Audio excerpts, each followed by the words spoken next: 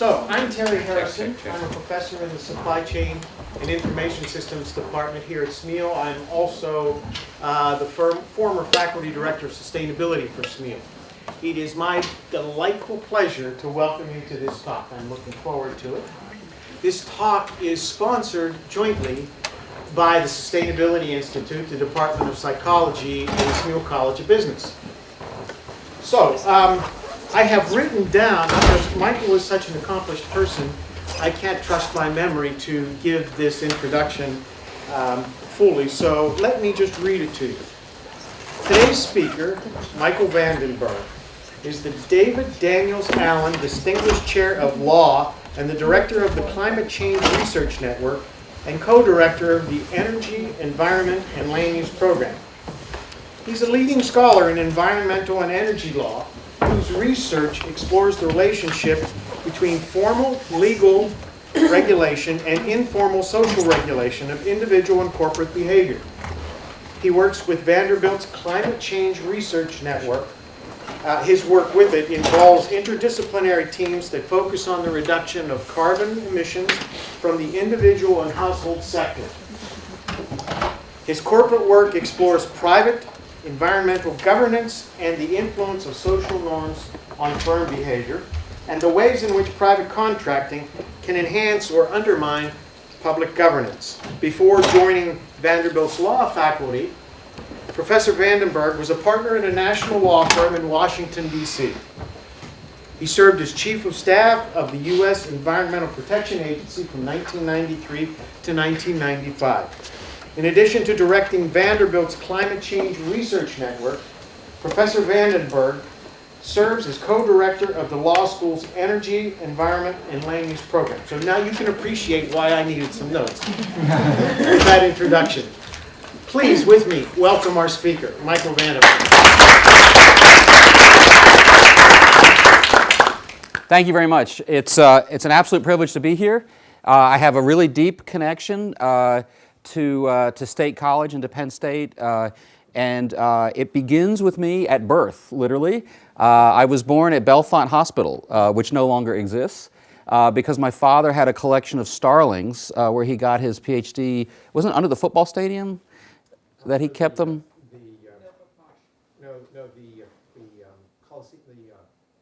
Playhouse now. That wasn't a trick question. I'm sorry, I didn't mean to. In any event, he kept birds here and studied animal behavior and got his PhD here. My brother is now a professor of biobehavioral genetics. And my sister-in-law works in sustainability at the university too, and I appreciate all your efforts here. And then Janet Swim is somebody I'm a huge fan of, who's just a major figure in a lot of the areas I'm going to be talking about today. And we've collaborated on different things over time and all that. And so I think of Penn State as just ground zero for a lot of the best work being done in this area. And I want to pursue the supply chain expertise that you have as well, because I think that's an area of opportunity in the future that I'm just getting into. So what I'd like to do, again, I'm a lawyer. I'm not a psychologist, I'm not an economist, I don't even play them on TV, but I got into this field because I felt as though the disciplinary boundaries between fields were an absolute barrier to insight. And as a lawyer, I don't care what discipline you're in, I don't care if you have a PhD. I'm used to being the one who doesn't know the facts, but asks the hard questions to try to get there. It's easier for me if I have you under a subpoena or something like that, but it's okay even in another setting. I've also, having been the EPA Chief of Staff, I've been literally yelled at by members of Congress and senators. So if you have an objection along the way, please raise it. I'm happy to have you object to whatever I do. If you are, whether you're liberal or conservative, if you're not both intrigued and a little bit discomfited from what I say, then you probably didn't hear what I was saying, because what I'm doing is something I think a little different from what you might have heard elsewhere. So I encourage you to jump in along the way. Very happy to take your questions, and also I'll stop along the way. And I'm going to try to cut myself off as we go forward here. I'm setting my timer for myself. Will you let me know when I'm getting close? Okay, so let's start with this. And I apologize, a couple of you were at the talk I gave at the law school earlier today, so you're not allowed to raise your hand here. But let me know what you all think. Who recently said this. They announced a goal to eliminate 20 million metric tons of greenhouse gas emissions. Yeah, okay. So you guys know too much, and you probably know that but not because you read my book, right? No, because it's where the introduction is in the book. But now you know that you don't have to read the first paragraph of the introduction after you buy the book. So the book that I have, by the way, is with Jonathan Gilligan, who's a physicist at Vanderbilt and kind of a polymath. And so it's a collaboration we've put together over the last 8 to 10 years. And in fact, that's right. This is Walmart, right? I should have known coming to Penn State that you would know that. And more recently, they announced a target of 1 billion tons of carbon emissions by 2030. How much is 20 million metric tons? Well, what they actually achieved was in the 27 to 28 million range.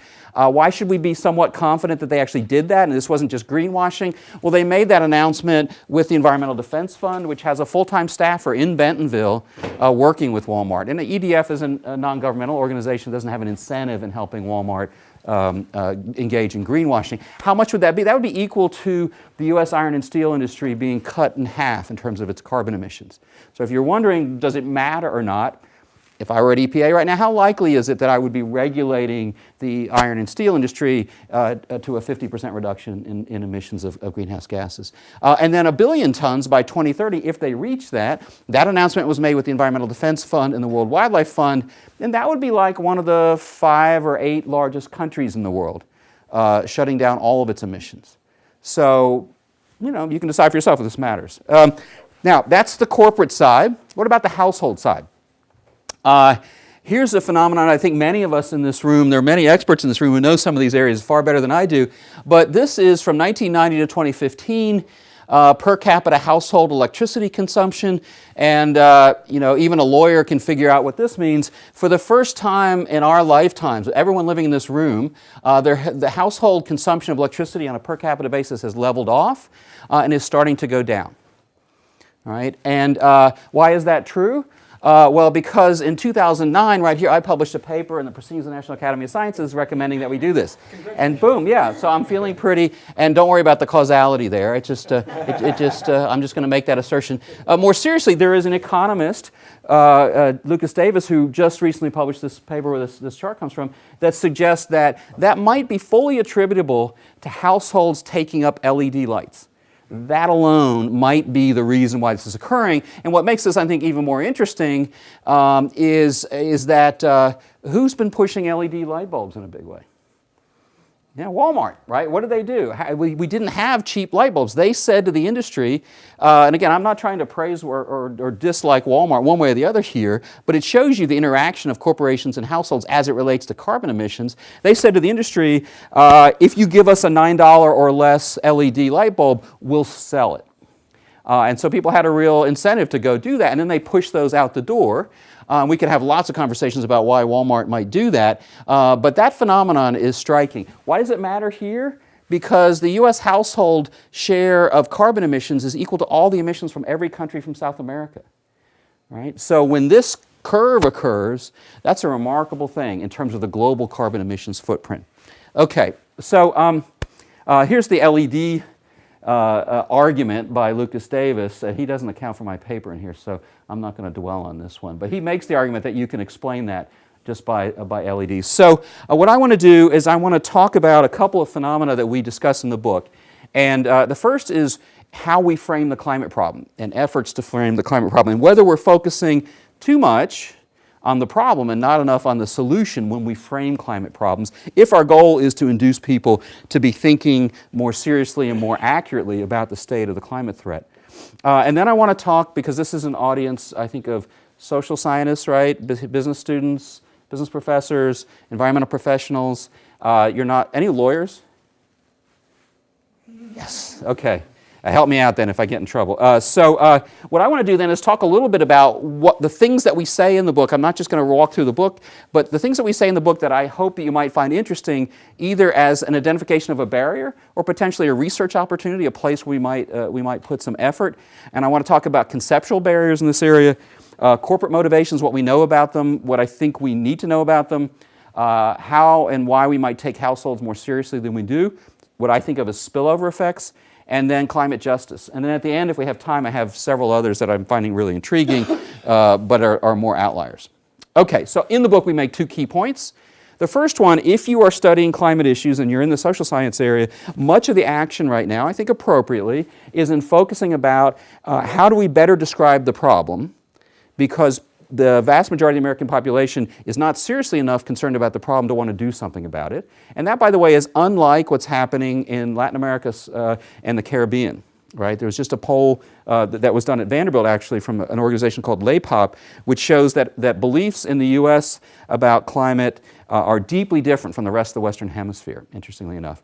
So what people are doing, and again, I think it's smart to do this, is asking if we make the problem more vivid, if we make it more immediate, if we talk more about justice issues, if we redescribe it in some way that draws on the best social and behavioral science, then maybe people will begin to align their views with the consensus view of the actual climate scientists.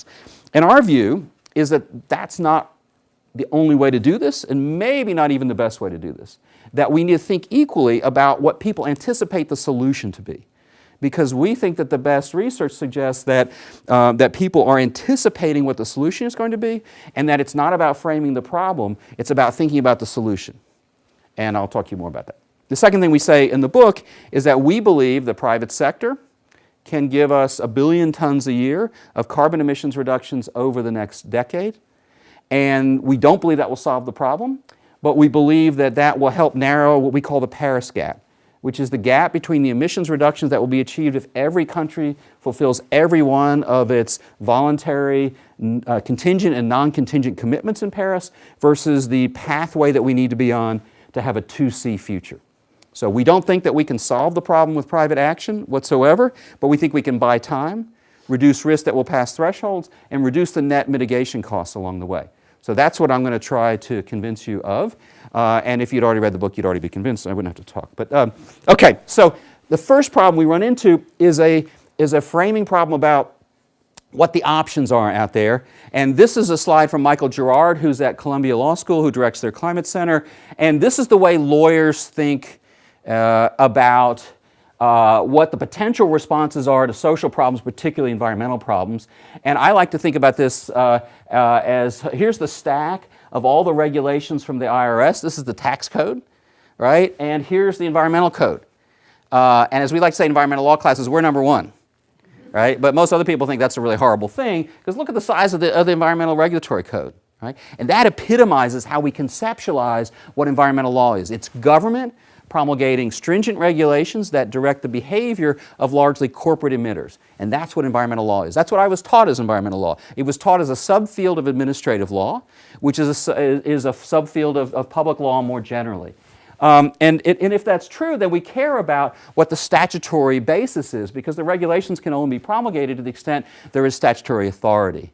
But if you do that, you see an issue, right? Every one of the little asterisks up there is a major federal pollution control statute, okay? And it's not that I just forgot to do the asterisks to the right of 1990, right? There should be one probably now. I need to go in and add one for 2016 because the Toxic Substances Control Act was actually amended, and we could talk about that if someone has a question about that, because I think that proves my point.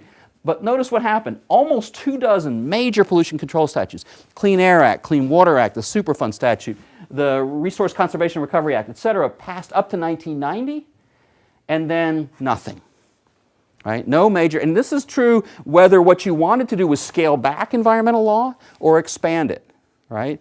The machinery shut down. There were some small ones, but nothing that I would call major, and I think most environmental lawyers would agree with me on that. So what happened there? Well, here are the LCV, the League of Conservation voter scores. This is from Aaron McWright's work at Michigan State. League of Conservation voter scores for members of the House and members of the Senate from 1970 to the present. The top lines are the Democrats, and the bottom lines are the Republicans. And what you see is some difference, but not a great difference leading up to about 1991, 92, maybe 93. And then a huge gap that has just continued to open over time. So a low score means that your vote can be predicted that you'll vote against an environmental bill, and a high score that you'll vote in favor of environmental statutes. And so what happened there, right? What we see is this yawning gap of polarization. And again, I hate to personalize this too much, but one other answer is I became the EPA Chief of Staff right about there. And so in my own megalomaniacal world, I think I'm the cause of this problem. But anyway, we need a little humor when we're thinking about climate change. So what's happening here? Well, if you're Congress, you've got this huge polarization going on. But interestingly, if you're running a business or a university or a nonprofit group, these are various different measures over time of public support for environmental protection in the U.S. And you see it bouncing around a lot, and a little bit of a downturn in prioritization given to environmental protection, the dotted line at the end there. But as a general rule, although it bounces around, you don't see some phenomenon where public concern for the environment goes off the cliff. So you have this contrast. You have deep polarization, but you have support for environmental protection running roughly even throughout this period. So what does that mean for all of us? Well, my suggestion is that what's happened is that the machinery of federal action, with the exception of some regulatory action on environmental protection, right, is no longer the only game in town. Right? As that machinery has ground largely to a halt, what has happened instead is that businesses, faced with the pressure that's generated by that kind of background public support for environmental protection and other issues, have begun stepping up, working with environmental groups in some cases. So my argument for you, and the argument we make in the book, is that the actor now is not just government, but also private organizations. Not that private organizations have displaced government doesn't matter, et cetera, but that now when we're talking about environmental protection, it's insufficient to talk about government as the only actor out there, and that the action then has gone from laws, policies, and programs to private initiatives of various forms. And I find the term initiative awkward, but we'll talk more about vocabulary in just a minute. So why do I think that's true? Well, here's an example. Anybody bought a Filet-O-Fish from McDonald's lately? I did on my way up here, by the way. I do that. So why do I do that? I'm an environmentalist. Like, am I kind of making a countercultural step? No. You know what I'm doing when I do that? I'm buying a fish that was caught from a fishery that has to be sustainable according to the Marine Stewardship Council. So that's a private organization, not a government, that was formed when fisheries efforts at the international level failed. And it's the combination of the World Wildlife Fund and Unilever, which was at the time the largest seller of fresh fish in the world, joining together to form a private standard that certifies the sustainability of fisheries. I'm not going to tell you that I'm sure that every fishery was sustainable, or even the one where I had the Filet-O-Fish, but I can tell you that 15% of the fish caught for human consumption, 10% of the fish caught for human consumption around the globe are caught pursuant to the Marine Stewardship Council certification rules. So 10% of all the fish caught for human consumption are, if they are sustainable, it might be because they're subject to a private standard formed by the combination of a corporation and an environmental group. If you buy lumber from many different lumber outfits, it'll be FSC certified, and the FSC certifies about 15% of all the lumber coming from temperate forests in the world. A lobbyist in D.C. recently said that Target and Walmart are now the leading regulators of toxics in the United States. Why is that? Our toxics regulatory regime has been in gridlock largely since 1976, with some movement a year and a half ago. But what's happening now is Target and Walmart have their own toxic standards. So the head of the American College of Environmental Lawyers told me at a conference a year ago, he represents a major clothing manufacturer. When they are trying to decide what dyes and inks and chemicals they can use in making the clothes, the first thing they do is figure out what will Walmart and Target buy. And Walmart and Target are setting standards based on interacting with environmental groups to figure out what toxics are permissible from their perspective. Okay? And then they go look to see what the federal government does. Now, again, those are not immediate, they're not completely independent. The European standards drive the private standards as well. Federal standards affect them. But the leading regulators right now, according to one lobbyist in D.C., of toxics in the U.S. is Target and Walmart and their private standards. I did a study a while back now of environmental supply chains. The paper is called The New Walmart Effect, and it was originally called The Walmart Effect, and then I heard a week before I was going to publish the paper that someone was publishing a book called The Walmart Effect. So I just stuck the word new in the title, and now it's called The New Walmart Effect. The New Walmart Effect paper says, if you look at the 10 largest firms by sales in 8 leading global sectors, what you find is that more than half of all the firms in every one of those sectors is imposing environmental requirements in their supply chain contracts, even though there's no legal requirement to do that. Okay? We didn't study whether they were efficacious or not, but we did study their presence. And what I want to talk about more today, and what we talk about in the book, is the role of these kinds of approaches in climate change. So when it comes to climate change, I started working in this field assuming that people proceeded as to whether or not they thought climate was a problem and whether they should do something about it in a pretty rational way. You go out and gather data, you analyze the data, you decide whether it's happening or not, and then you decide how much it's worth doing something about. What I've learned instead from watching what's happened, from reading the literature, and from our own work, is that we're really talking about human beings functioning starting with a set of worldviews, a view about an ideology, it's called a lot of different things, and then engaging in confirmation bias and motivated reasoning. So we start with a worldview, and then we go out and we get the facts that we want to hear. And this is not just a conservative phenomenon, it's a liberal and a conservative phenomenon. We get the facts we want to hear, we throw out the ones that are inconsistent with our worldview, and the more facts we get, the more we reinforce our view. Okay? And again, that's something we're all doing all the time, but it's particularly acute in the climate area. Confirmation bias has been called the best established phenomenon in social psychology or something like that. Janet would know for sure what that citation is, but this is happening with all of us. And so, I live in the South, right? So this particular slide is of particular relevance to me. Between 3/4 and 2/3 of the American population, when asked, says that the biggest threat facing America is big government, including half of all Democrats.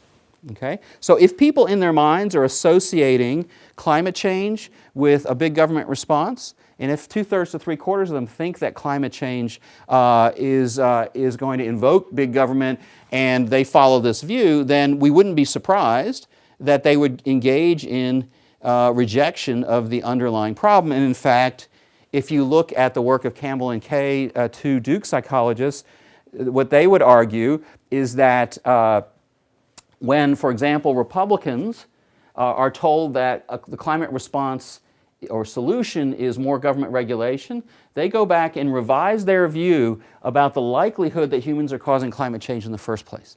Not just whether or not they support the policy response, but they literally go back and are less certain that it's a problem in the first place. They call that solution aversion. So does that just occur as to a policy matter? Grommet and others have studied this notion, and what they find is that Republicans will not buy a light bulb, even if it will save them money, if it has a green label on it. Right? So it gives you a sense, again, and this comes out because it's climate on a Republican versus Democrat and left-right thing, but similar phenomena are likely to be occurring in other areas. It's not just a conservative phenomenon. But for us, we care about this because it means that if you're green labeling something, part of the potential population that's getting the green label is going to not buy it affirmatively, even if it's going to save them money. So we then looked at what the IPCC, the group of climate scientists that publishes a report roughly every 4 years or so on the essentially consensus view of the scientists, what have they concluded about whether humans are causing climate change? That's the green line that you see here. It started, we think balance of evidence means that 50% from a lawyer's perspective. The most recent, it's gone up every year, every report, is 95 to 100% are extremely likely that humans are causing climate change. What effect has this successive set of massive scientific reports, much of it funded by government, what effect has that had on Democrats? Very little. Right? Very little change has occurred. That's the blue line here over this time in terms of Democrats who would answer a similar question in the same way. And in fact, fewer Republicans than when this process was early on would make the same point. Right? So more and more government information is having limited effect on Democrats. 3/4 now think that anthropogenic climate change is happening. About a quarter say no, and fewer and fewer. Fewer and fewer Republicans are saying that over time. Now these data are a couple years out of date, so they're not exactly on point, but they're close enough for our purposes. Okay, so in our book, what do? Right?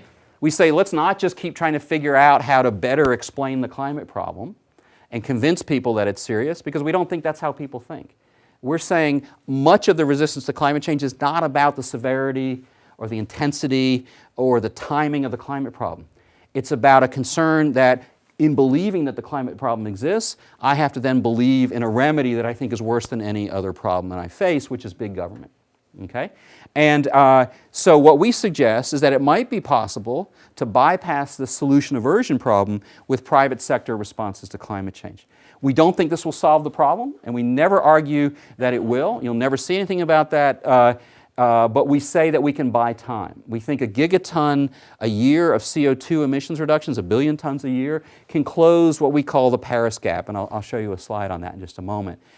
We then lay out a model. Those of you who are modelers will be horrified. I'm a lawyer. My colleague's a physicist. He can actually do a real model. But this isn't a model in the sense of a formal model. It's a set of explanations that help us understand why it might be plausible that companies and households would be motivated to reduce carbon emissions. And in a genuflection to the non-economists, I use the word motivate rather than incentivize, because I think human behavior is affected by a lot of things other than incentives. But we produce a model, and we talk about both self-interest and other motivations. And we focus, and I'll focus here on corporations, and we also focus on households. But we think those are only 2 of the potential private sector respondents in this area. So let me anticipate a problem first, and then say a word or 2 more about the model. You might say, yeah, but what about states and localities, right? Even when I first wrote this book, and I have a bunch of papers that preceded this book on a similar topic, the answer I got over and over again from people who were more moderate to liberal was, yes, but government's going to do this, so why are you wasting your time on this, okay? And I don't get that question anymore. Because the federal government's not going to do this in the near term, okay? But now the question I get from the same audience is, well, aren't states doing this? And the answer is, yeah, many of them are, right? But those states represent just over 1/3 of U.S. carbon emissions. 1/3, right? So 2/3 of the states are not interested in engaging in reducing carbon emissions. So if your answer is state action is the answer, my answer is yes, for 1/3 of U.S. carbon emissions, they may be able to make a difference. But that leaves out 2/3. Why does that matter for me in particular? I live in the U.S. Southeast. The 7 southeastern states would be the 6th or 7th largest country in the world if they were a country, just in terms of their CO2 emissions. None of them are trying to reduce carbon emissions. In fact, they were litigating against the Clean Power Plan when the Obama administration was there, and now they're litigating in support of the withdrawal of the Clean Power Plan, which would have reduced state carbon emissions. There are a number of cities that have acted, and they're doing quite a bit. And so I think both the cities and the states that represent about 1/3 of U.S. carbon emissions are going to make a real contribution.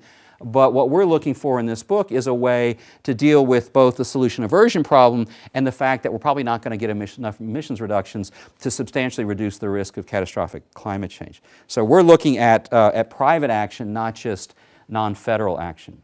Let's talk about a couple of potential barriers here.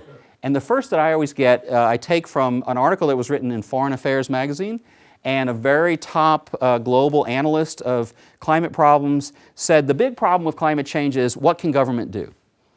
And I would say no, right? That is embedding that approach to environmental regulation that I showed you the slides about in the first instance.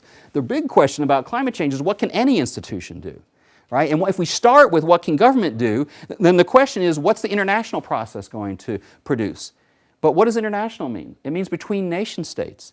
A global supply chain, like the one that Walmart's going to try to get 1 billion tons of emissions reductions down, isn't between nation states. It's companies interacting with each other, right, without regard to the nation state. working around the laws, et cetera, right? But so I use the term global rather than international. People often ask, well, what's a policymaker going to think about this? The challenge with that is in the area we're working in here, the policymaker might be the head of a civic organization. It might be the Rotary Club president in a town. It might be the CFO of a company. It might be an NGO activist who's trying to change household carbon emissions. It might be the head of a private university. So the word policymaker is also not a complete fit. And we use terms like law, regulation, policy, and program, none of which easily fit into this area. So I tend to use the term initiative. I know it sounds a little bit clunky, but we just don't have the vocabulary, I think, necessary to avoid assuming that we're always talking about government. The other thing I would say, do we have any political scientists in the room? So I can really, anyway. So there's a really good book on this by Jessica Green, who's looked at the Carbon Disclosure Project and others, and it's called sort of the private authority response to climate change. In effect, I'm paraphrasing the title. But here's the issue, right? If you're a political scientist, you're thinking about authority because, again, you tend to be starting with government. And the question is, what entity can exercise authority over another entity? But in law, we know that, law and government change behavior not just by coercing behavior, but by providing or withholding resources as well. And doing that is not necessarily an exercise of authority. So from my perspective, here's another area where the vocabulary can box us into thinking about government. A lot about what I'll be talking about, it has nothing to do with one party exercising authority over another. It's subsidizing or changing the motivations of another party without the exercise of some kind of authority. So the first problem is, from a conceptual level, we ask what can government do, and then we get locked into language that reinforces that notion. The next one is, and I'm sure anybody here think that my example about the MSC and the filet-o fish was a problematic? Yeah. So what's the origin of that concern? So happened to have assigned a book in my class this week written by Sylvia Earle. Mm-hmm. So just the awareness of how unsustainable a lot of fishing practices currently are. Right. The fact that we're promoting products at different levels on kind of the trophic ladder. Yep. So some of those issues, you could have a MSC certified can of tuna. You'd still be up on that ladder, and Yep. there'd be some ethic against maybe harvesting fish at that level. That's right, and there's been some really good, there was a piece in Science that essentially was saying some of the MSC certifications of some fisheries, they're certified as sustainable, and yet you're still maybe wiping out the sea lion population, et cetera, right? And so there's a lot of critique of that. And so my view as a former policymaker and a former partner in a law firm is that that all makes sense, but that what we fail to do in the academy, that you have to do if you're thinking serious about climate change, is always ask as compared to what, right? So what is the realistic alternative that there will be a global compact that will produce a better standard that will better protect the sustainability of fisheries? I don't know the answer to that, but I can tell you, having worked at the highest levels of the federal government, pretty unlikely, right? And so for me, it doesn't mean that we want to necessarily accept the MSC standard as perfect, but we always want to be asking as compared to what, from my perspective, if we care about the climate problem, because the climate problem has a short tail in terms of the amount of time we have in order to deal with it. So we want to be asking as compared to what, and do we think there would be a better standard that would emerge from the public process? That doesn't mean we shouldn't try to improve the private standard or try to get the public standard, but it does mean we should also worry about spillover effects, which I'm going to get to in a little bit. In other words, did the private standard displace the public? So the other thing I would suggest here that's a conceptual barrier to progress in this area is that people tend to treat private responses to a variety of different environmental problems in a simplistic and kind of globular way. In other words, how many of you have seen a top 10 list of things that you can do in a popular magazine as it relates to the environment? Has anybody not seen that? Right? I have too. Look at those lists and ask yourself, is that the way we would regulate if we were regulating power plants? If we were regulating nuclear reactors, if we were regulating coal fire? No, right? We wouldn't pick the top things that we could think of. We would do something like what we recommend in the book, which is first ask, what's the technical potential? So for example, for every ton of aluminum that you recycle, there's a huge reduction in energy use and carbon emissions. Every ton of glass, not so much, right? So if I changed my behavior as to a particular thing, whether it's recycling or something else, what's the total carbon emissions reductions that would occur if all of it changed? Then the second one is what we call behavioral plasticity. So how many of you carpooled here? Fantastic, yeah, my brother and sister-in-law, you know. So, blow my example. So, but even, you know, the exception proves the rule. And that's about right. About 15% of the American population, at most, would even say they might carpool. And the actual numbers are in the low single digits who actually do, right? So carpooling is amazingly strong on technical potential because every time you put two people in one car, you cut the net emissions by half, in effect. But nobody wants to do it for the most part. So it has low behavioral plasticity. Then the third, and this is the one where I think we really advance the most new work in this book, is even if we have high technical potential and high behavioral plasticity, if it's a policy change that no one will do, like a new international standard for fisheries, right, which is not in the works, then the policy plasticity is low. And this is something many of us, and particularly the social scientists in this room, tend to downplay. Right? Economists talk about a carbon tax over and over and over again. Look at every one of those papers and ask, was there a question asked about when the carbon tax might possibly be feasible? And if we delay it by 10 or 20 years, whether it's still the optimal response. If you're a social psychologist, this is something I think Janet has gotten into, you know, how many psychologists are targeting those behaviors where it seems most likely that if they get a good finding, there's going to be some initiative that could get put in place to change that behavior? How many sociologists do that? So what we're trying to do is get people, if you're going to focus on private governance, don't just do it with top 10 lists, but let's be analytically rigorous. Yes? So, I have a little pushback there. Sure, yeah. So in State College, if you sit down and calculate it, carpooling versus not carpooling, it makes an effect, but not a very big effect. If you avoid one trip to a conference, you blow away all of that effect. Mm-hmm. In places where it makes a difference, like I know my nephew works at the Pentagon, and one time I was surprised he was talking about he was going to be a slug that day. I didn't know what a slug was. Right, yeah. And but as he explained it to me, and we dropped him off, there are many people. Slugs, by the way, are people who just show up, don't talk, just get in a car and ride into the Pentagon. And when they get together, they form a slug line. It's called, yeah, like a conga line. Yeah. It seems to me that we're not giving folks enough credit for thinking through and making some rational choices at the individual level where, in fact, these things are happening. Yeah, so I'm a fan of doing that. I would say that many of the colleagues that I work with don't go through enough of a rigorous process. I try, for almost every time that I'm invited to give a talk, I typically push back and say, can I do it by video or not? And the typical answer is no. But so I would say absolutely that part of what we're trying to do is to say we're targeting the philanthropists and the advocacy groups and the organization managers to say, in part, give people the information necessary because they very often will make the best choice. Not always, but very often if they're given that chance. But let me get to myths in a little bit because I want to show you, if I could, some information about how much people don't know about these issues. And let me just say one other thing for all of you in this room. If you are in the business even if you're a pure climate scientist, you've probably seen this research. I think it was done by some of the folks at Columbia and then University of Indiana, but it shows that if people hear that a climate scientist has a high personal carbon footprint, so they're not actually doing what their science would suggest, they will discount the climate science. Right? So if you are a climate scientist and you're flying around doing the thing that everyone got on Al Gore about, right? Your house isn't efficient and you're flying all over the place, you may be undermining literally the willingness of people to believe the very important stuff that you do. People have a real sensitive spot on hypocrisy, and so be aware of that. Okay, but here's an example. Once we shift from what can what can government do to what can any institution do, how might we deal with this problem of worldview and belief on climate?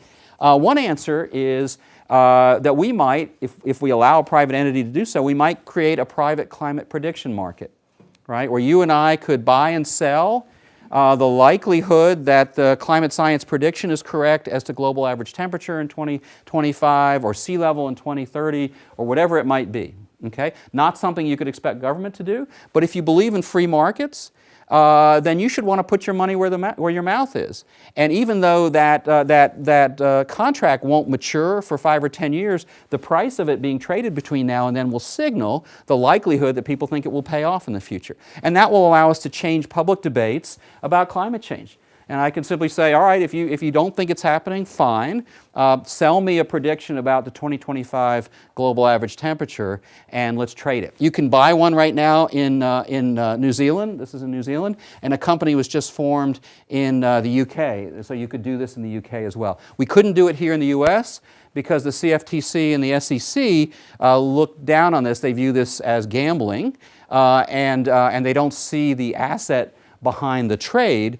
And so what you could do in the U.S. is a private academic market like the Iowa presidential election market, if anybody has seen that, right? Does a pretty good job generally at predicting presidential and other elections. We could do the same thing here. We just need someone who's willing to step up maybe to business school and say, let's figure out how to do that, an experimental market as to climate.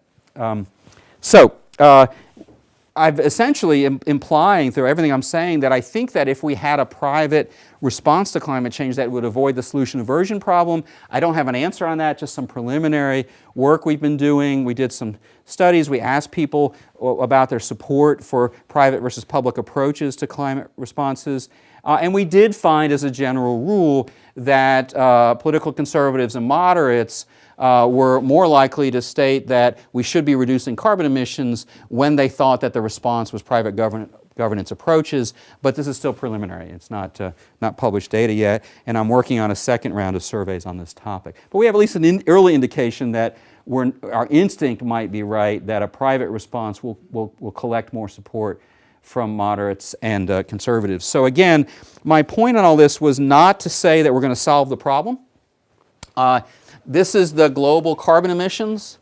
The very top line here is what will happen if we do not implement the Paris Agreement.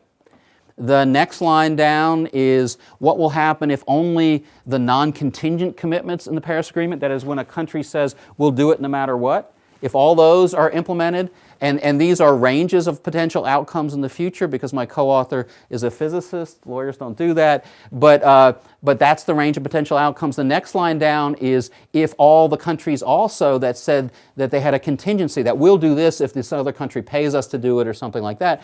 If all the commitments are made, then we get that next line.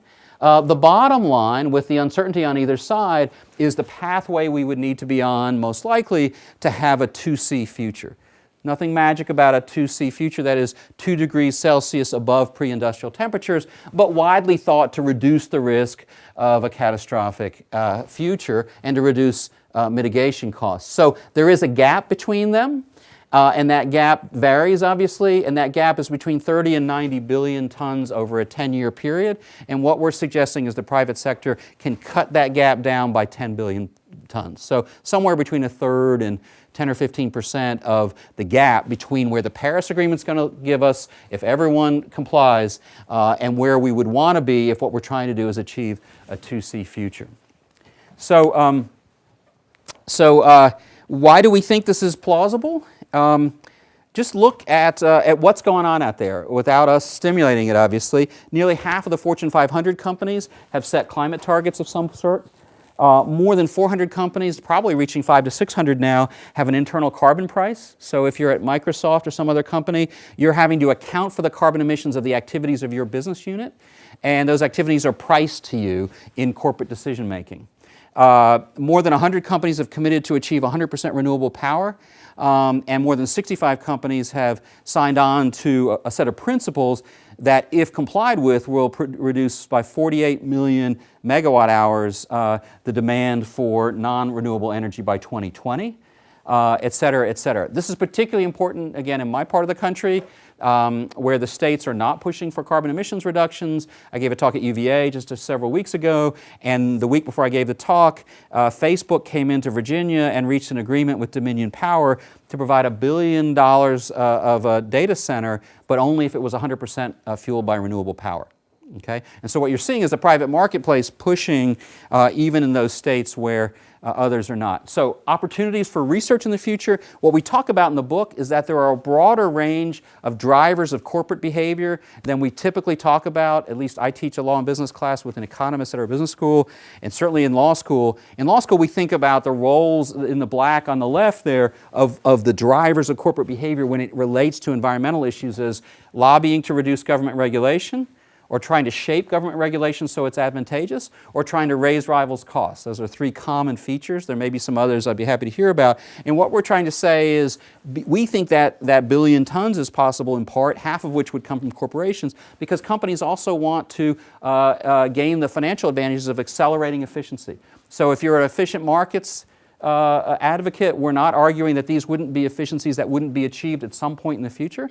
But from a climate perspective, if we can accelerate efficiencies, that's an advantage from a climate perspective. They may want to assure supply. Walmart has said that one of the reasons they have gotten in the sustainable fishery business is they're big enough they can wipe out entire fisheries on their own. So if they want to assure their bondholders or their shareholders that they're going to be able to make money by selling fish 10 or 15 years from now, they need to be able to make sure they haven't wiped out the fish in the near term. A large share of the corporate valuation of some of the biggest firms in the country is brand reputation. Retail customers have limited willingness to pay more for low carbon goods, but they do seem to be willing to not buy from a company at all if they think it has a bad reputation. Corporate supply chains, there is $100 trillion that's held by companies that are investors that are participating in the Carbon Disclosure Project called CDP now, that are putting pressure on companies to disclose and reduce their carbon emissions. There is something called the Carbon Principles, which is a group of banks that have gotten together to say if they're going to loan for power plants, they're going to require the power plant to disclose its carbon emissions and have a plan to reduce it. There is, among insurance companies, there was recently an insurance company that said that it will no longer insure coal mines, for example. And you think about the market effect of that, how possible is it to go out and get debt to build a coal mine if you can't get insurance on it? Employee morale matters. Many companies are trying to achieve, to bring in the most talented employees they can and then to retain them. And as we know, a substantial part of the American population does think that climate change is happening. How do you get and keep those employees if your company is inconsistent with that? I also think manager norms matter. I've done some research on this with Sally Simpson at Maryland and Mark Cohen at Vanderbilt, but really hard to prove how much manager norms drive behavior. And so I think it matters, but again, we don't try to rely on that in the work we do. So some things that we could all do. So one thing I think is just there's to me insufficient research trying to tease out how these different and maybe other factors influence corporate behavior as it relates to carbon emissions. I think there's opportunity there. It's critically important. I think we can do more on that. Another area, the efficiency gap. If you ask McKinsey and others, they would say there are several billion tons of carbon emissions reductions available just from investments that would have a positive return for the party doing the investment. If you ask economists, they would say, no, we see all kinds of problems with that research. What I don't ever see is the two sitting down together.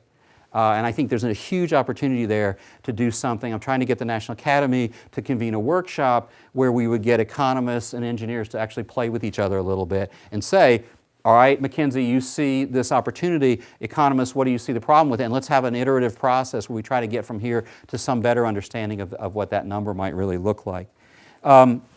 Another area where I think there's huge opportunity for research, if I were doing some behavioral economics right now, we talk a lot about implicit discount rates, and those implicit discount rates are sometimes incredibly steep, but we rarely look behind that to ask, well, what did the party who was asked, what would you pay for a more efficient air conditioner or heater or whatever, what did they know about the return? How well was that return described to them?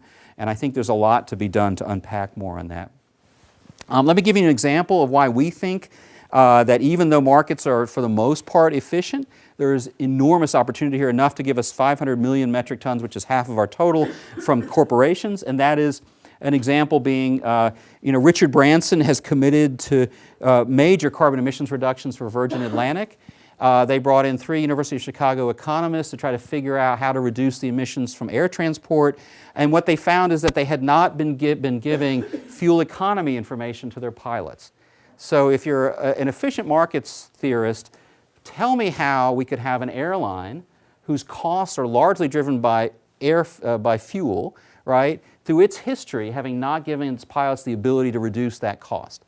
And if Virgin Atlantic didn't do it, I suspect many other airlines didn't either. Maybe some of you know more about that. but that suggests to me that there's an opportunity there. So what did they do? They used interventions, including simply giving feedback to the pilots about how they were doing on energy efficiency, and they found major emissions reductions and cost savings by doing that. So could we spread that idea to other airlines? What about trucking companies, right? I've tried to get the trucking companies interested in the idea of let's just reduce your fuel use by giving your drivers better information on that. And so far, no takers, but I think there are examples of where the opportunities are, and lots of research could be done on that. How much do global supply chains matter? Well, if you look, what we've tried to do is just provide a really simple analysis of where the pressures might be on a retailer like a Target or a Walmart that might be pressing them to try to induce carbon emissions reductions from their supply chain. They may turn around and put that pressure on the manufacturers through all the things I've talked about so far, which turn around and put those pressures on suppliers.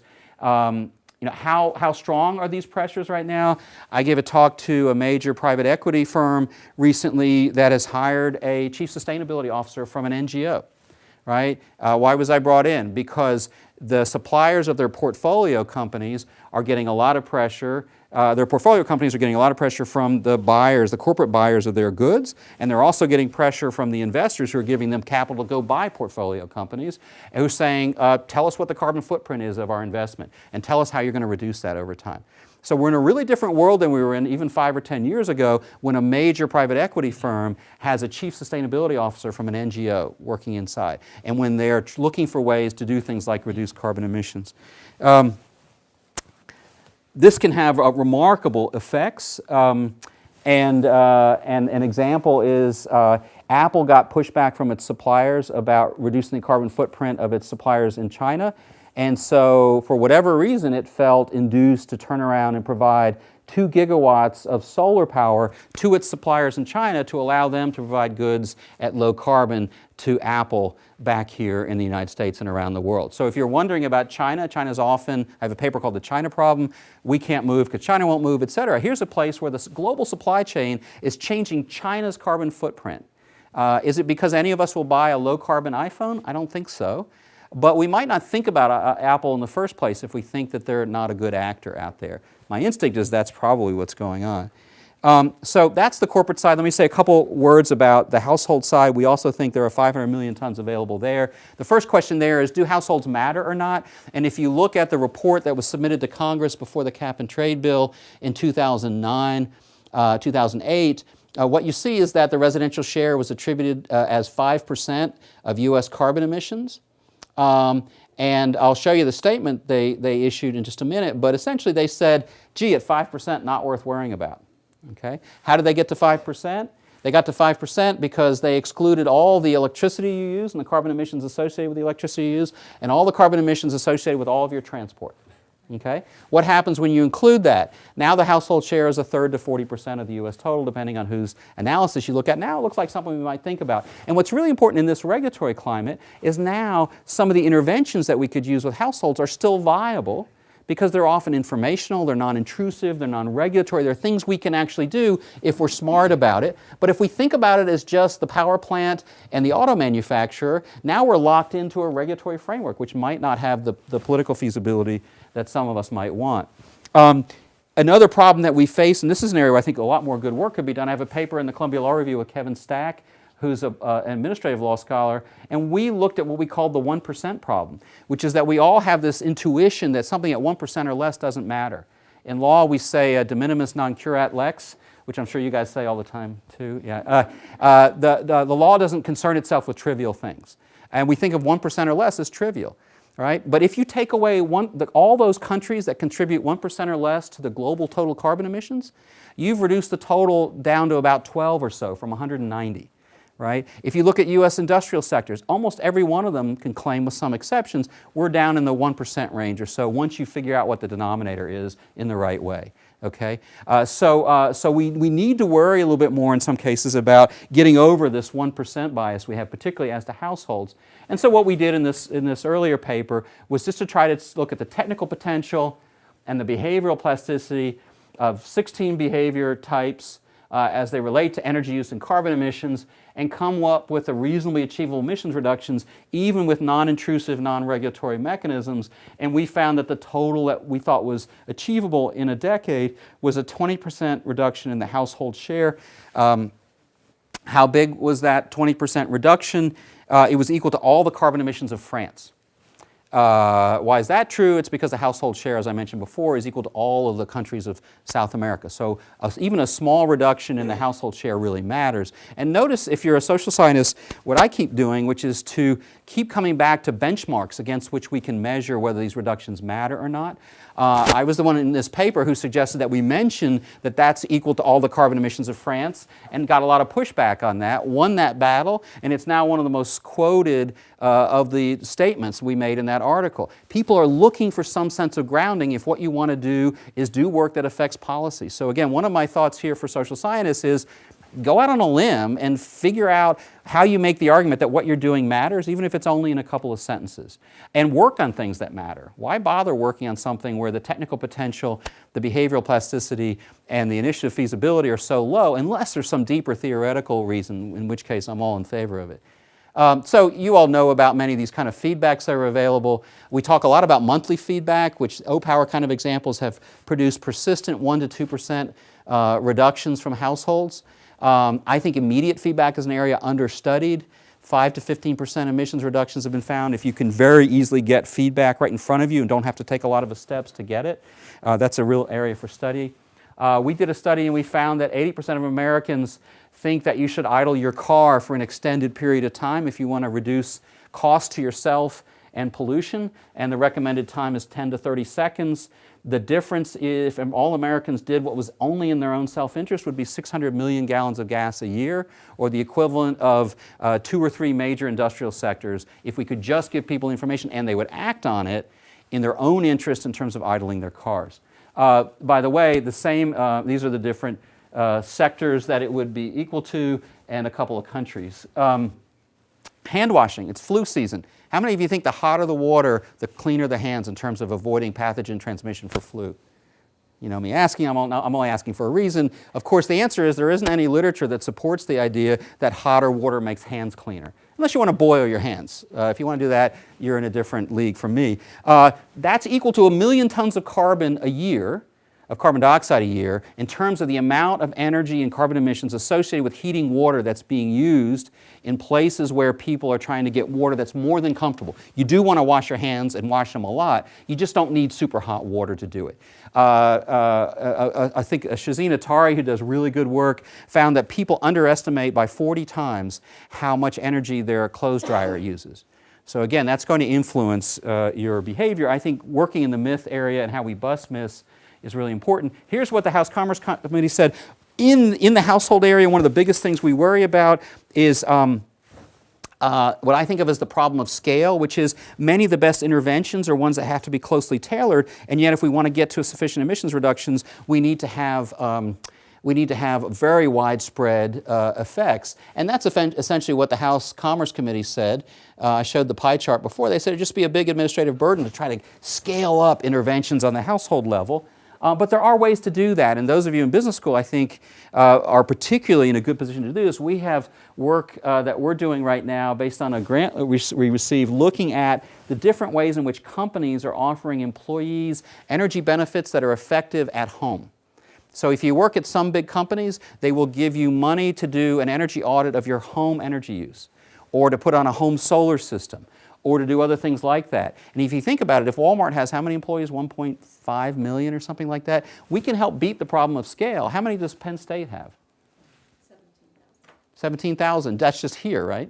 Yeah. How about around the state? Probably about 23,000. Okay, so if you change the efficiency behavior of your employees, they may also change their efficiency behavior at work, and you can certainly have a big effect on their footprint. So we can beat the problem of scale if we think about it in a sophisticated way.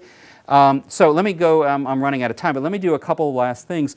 All of this wouldn't make sense if changing one behavior to the good produces a second behavior to the bad, and particularly if that second behavior is worse than the first behavior. Do we have some economists here? What are you guys anyway?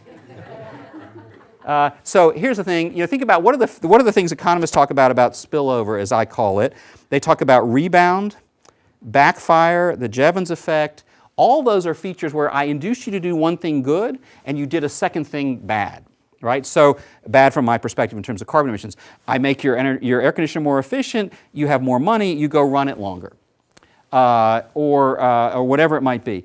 And when we started with a research group looking at this question, we said, well, where is the positive effect on this? Is there a possible positive effect? And we've tried to use the term, we're not coining it, but use the term and promote the term spillover effect rather than rebound or backfire or something like that. So it's a neutral term because there could be positive or negative spillover effects. And if you look at the psych literature, you find the virtuous escalator, you find various identity effects, you find reasons to believe, you also find moral licensing, various reasons why it could be positive or negative when you induce someone to do one good thing, what they do with the next thing. And so the idea might be if I push you to do pro-environmental behavior 1, how likely is it that you'll do pro-environmental behavior 2?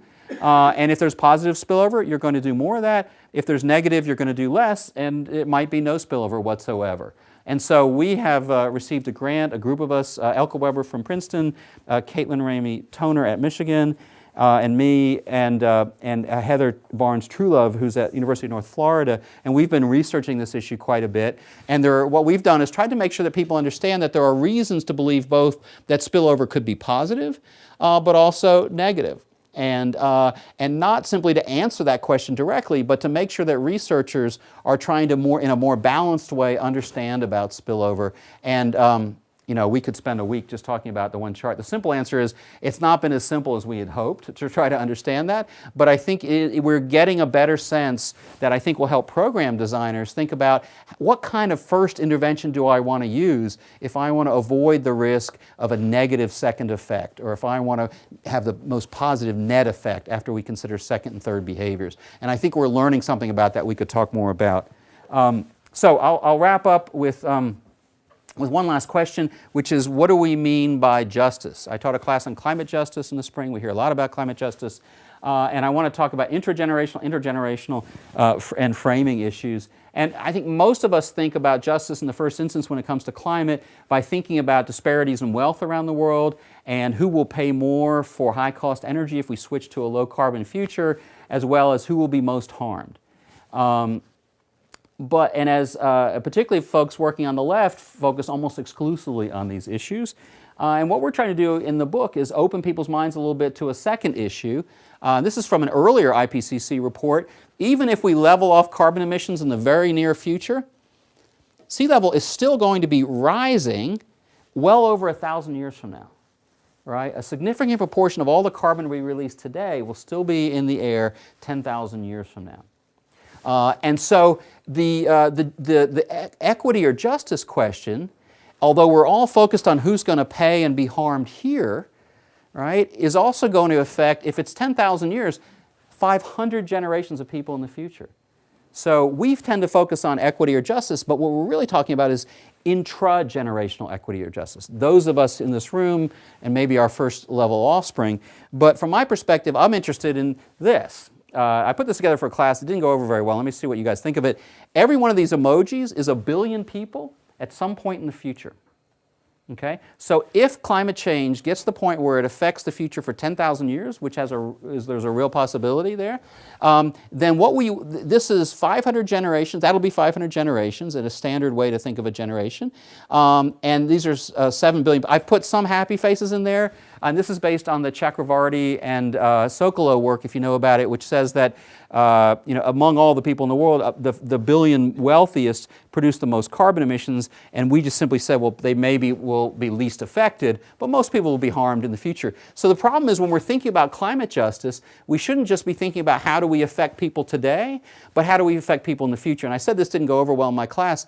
I was unable to get the students in my class to list future generations as one of the top 15 things that they worry about. Maybe there's a deeper evolutionary thing there. I don't know what's going on there. But we have a really hard time worrying about people in the deep future. Even if we have a big heart or a strong sense of equity or justice. I'm a little bit different. I don't know why. But I'm as worried about somebody 100 generations from now or 10 generations from now as I'm worried about someone today. I think people will look back from the future and say, what did you do? You just committed me to a sea level of 20 feet higher. What were you thinking? And my answer being, oh, I was worried about somebody today, won't, I think, be that happy, particularly because it's the people who are least advantaged today whose offspring in the future will be the least advantaged in the future. One answer to that climate justice offers is situations like this. There can be ways out of it. I showed this before, but when people in China might have been pushing back saying, hey, we don't have the resources to meet your carbon goals, Apple, Apple was induced to provide resources back the other way. So we can try to build justice concerns into private governance responses too. And I'm going to get to one last thing, which is this, and I'll wrap up with this, which is, do people care about the future? We asked people, if you had $100, how much of that $100 would you spend on your reputation today versus your reputation in the future? And why is that? Because we see this as sort of a socio-temporal trap. In other words, ordinarily our behavior is regulated in part by our own moral norms, but also by what we think others will think of us. But a generation 100 in the future will have no idea what any of us in this room did. Right? So we're not regulated at all in terms of the social norms of those in the future unless we care about our reputation. And so we tried to find out, if you had $100, how much would you put to your reputation in your lifetime versus after you die? And what we found is people said roughly $40 they would attribute to buying a better reputation after you die. And so we took away from that the idea that people do care, not more than they do about their current lifetime, but they do care about their reputation. Then you have the problem of how do you secure a better reputation in the future? And our argument is that a private response could allow us to all individually on our own record data today about what we believe and what we're doing about climate. And then we could store that data so that future generations could access it. So people would know that Janet Swim did the right thing in what she researched and what her carbon footprint was, and her great-great-great-grandchildren would know that, and she would know in her lifetime that they would know that. And so we asked some data scientists, what's the best electronic form to preserve data so you know it will be still available in 100 years or more? And you know what they said? Print it out.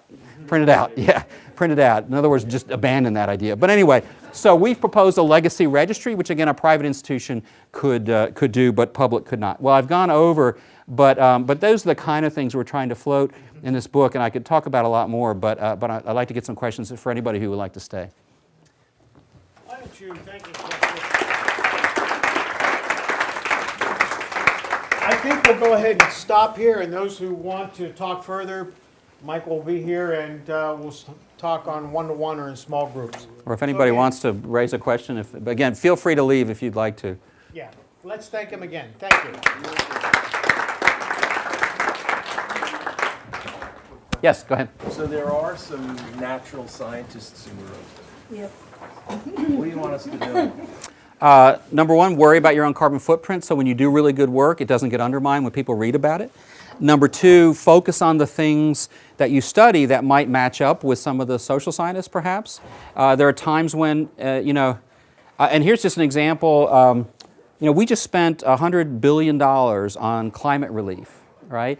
I'm trying to figure out if we had spent that money instead to decarbonize the electric grid, how many of those plants could we have actually bought out? And I'm having trouble finding somebody who has those numbers. Now, that's not natural science, that's more economics and energy policy. But I think one good answer is work in these interdisciplinary teams, and your perspective is incredibly valuable and often deeply disconnected from what the social scientists are doing. We studied, for example, in the spillover grant, we studied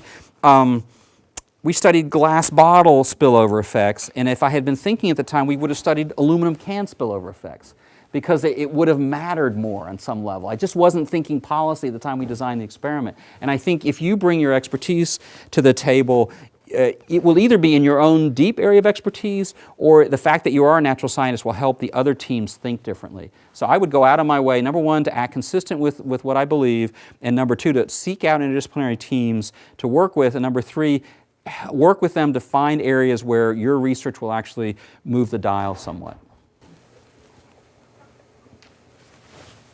Any other questions? Yes. What would be maybe one or two of the most effective pushes for private aspects getting towards climate? Yeah. So, I mean, I think the most important overall step is to get the philanthropic community and the managers of major corporations and environmental groups to realize what the opportunity is here. If I could say there's one thing we're trying to do with this book, it's to make that conceptual shift so people don't just say, what can government do? But instead, what we're seeing in a lot of cases is one-off things in lots of different places and lots of missed opportunities. I think, for example, if I were Bill Gates right now, there was a period, 18 months ago, where, what is Bill Gates worth, $90 billion? He could have, for several $billion, bought the American coal industry and helped put it on a little bit of a different glide path, for example.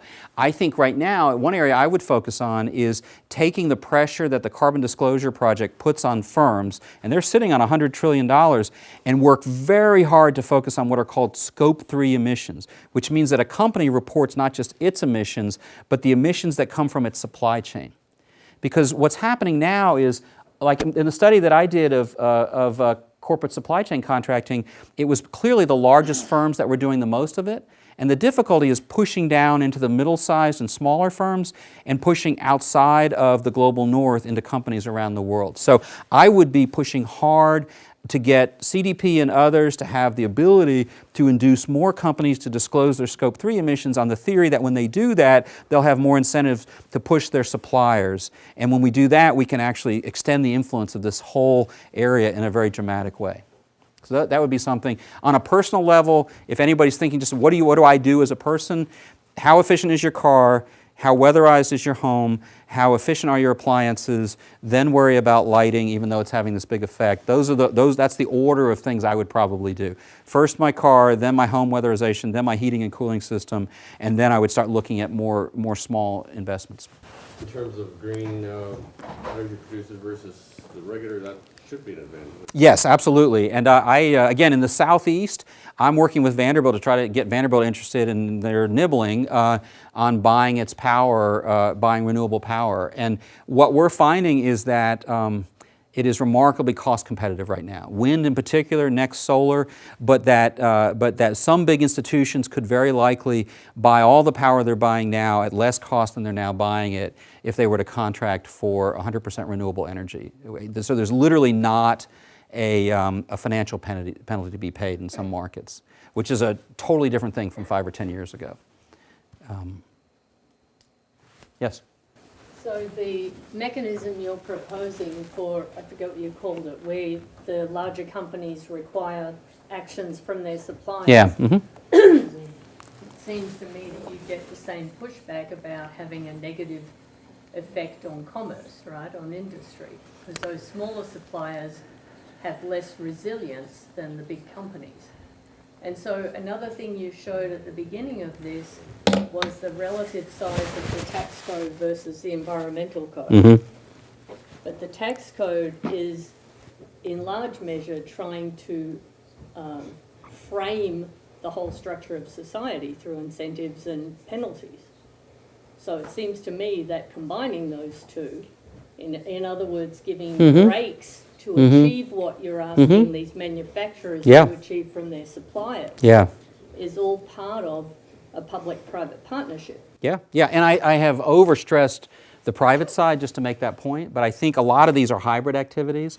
On the tax code, there's a great paper, if anybody's interested in renewable power subsidies versus fossil fuel power subsidies, Tracy Roberts has a paper in the Columbia Environmental Law Journal where she's a very good environmental tax lawyer, actually, and she tries to tease out what those have been over time. And so I think that's an area of incredible importance.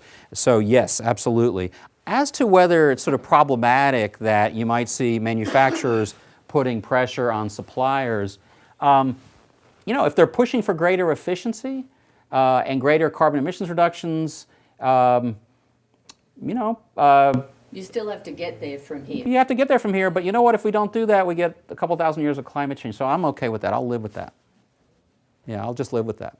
If you're a small business owner, you may not. That's right. You may go out of business, and we have to all decide.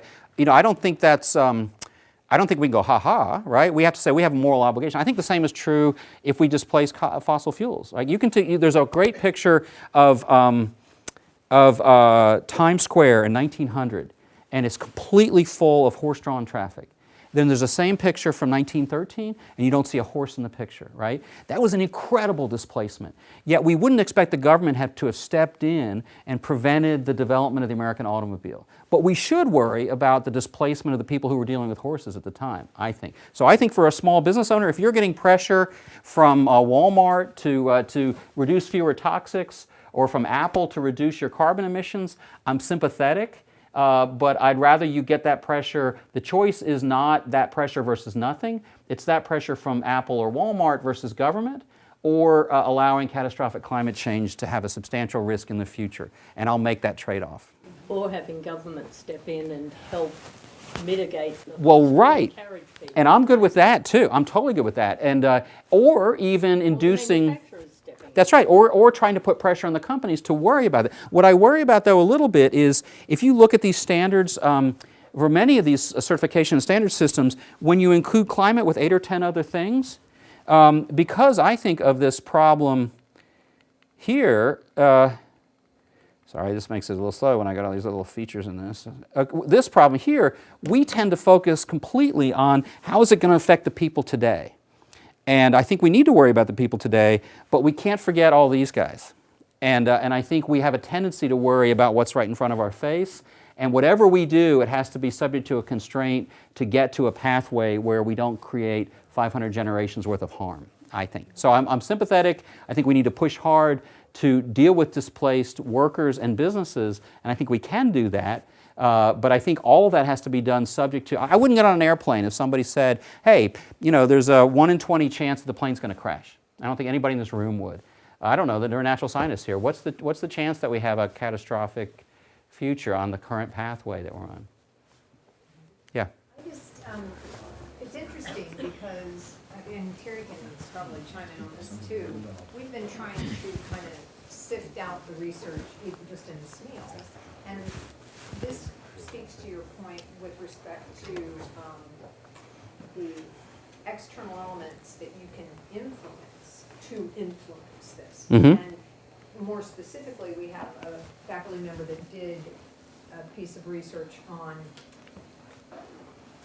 does the ultimate project, mountaintop mining, Yeah. affect the banks that are loaning to these companies Right. doing mountaintop Right, mining? right. And if I'm not mistaken, the results of the research were, it doesn't matter. Yeah. Because it may not be Bank of America or Merrill Lynch. Right. But at some tier, Yeah. there's a bank willing to loan. Yeah. And all other things equal. That's right. At the time he did the research, I believe. That's right, there that's was right. significant unemployment. That's right. So at some level, and it was done in Yeah. the mountaintop mining was done in West Yeah. Virginia. So if you look at all the pieces together. Right. It may not be Bank of America and Merrill Lynch. Right. But there are banks and probably Sure. PNC, I believe, Sure. they're funding. Sure, absolutely. And I think in some areas, this is like the research that's been done on divestiture, right? Which suggests that it's sort of hard to see that the divestiture movement actually influenced the share price of firms. But I don't think that's so I think that's true in some areas, but I think, if you're the head of investment in some area, you kind of wouldn't rather have to do business with the next tier of bank, right? They're going to charge you a little more, they're going to give you different terms, so it's going to affect your cost of capital a little bit or the ease with which you can do your business. I think also that NGOs are getting smarter and smarter and going down the food chain, so that today you can get let's say the equator principles for project finance. Okay, so project finance, you use essentially the returns on the investment to fund the project itself, being used to build dams and pipelines and bridges and things around the world. 90% plus of the capital going into project finance around the world is by banks that have signed on to the Equator Principles. And the Equator Principles effectively are like a NEPA, if you know the National Environmental Policy Act. It requires an environmental assessment before you do the project and some effort, not necessarily successful, to reduce the environmental impact. So does that mean that 10% of the private project finance equity that's out there is not signed on to those principles? Yeah, absolutely. But many of the major developers don't want to have to go to that bank. And it affects them. So I think that absolutely there are areas where the availability of other capital doesn't care about this. The same I've heard a lot about Brazilian beef and deforestation, that there's an entire agreement between major European food and leather companies and the Brazilian slaughterhouses to reduce the deforestation. So the slaughterhouses committed in a private set of agreements to reduce the deforestation associated with the beef that they buy. They won't buy beef unless it's essentially certified, for lack of a better term, to have come from a forest, an area that wasn't recently deforested. Okay?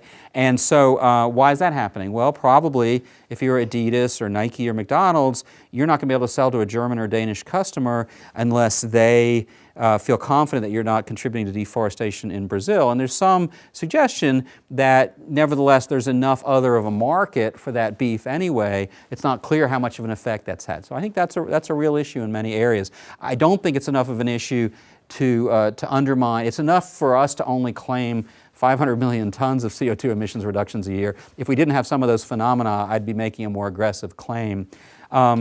I would also say there's a really interesting moral question that gets raised that we don't typically talk about on this justice front, which is it okay for a Danish consumer to insist on palm oil that comes from a non-recently deforested forest in Sumatra?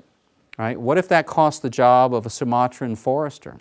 Okay, and that's a challenge. And I've been accused of being a neoliberal neo-colonialist because I'm so worried about these guys here, the 500 generations, that I think it's okay for a consumer in Japan or China or wherever they might be to insist on a product that's going to reduce the risk of climate change, even if that has some coercive effect on the person supplying it. And a lot of people working in this area are not willing to do that. So I've just put that on the table. I'm worried enough about climate that I actually think I'm making the more moral choice, because I think that person is responding to their emotive intuition about this person today and is ignoring the 500 generations of descendants of this person today.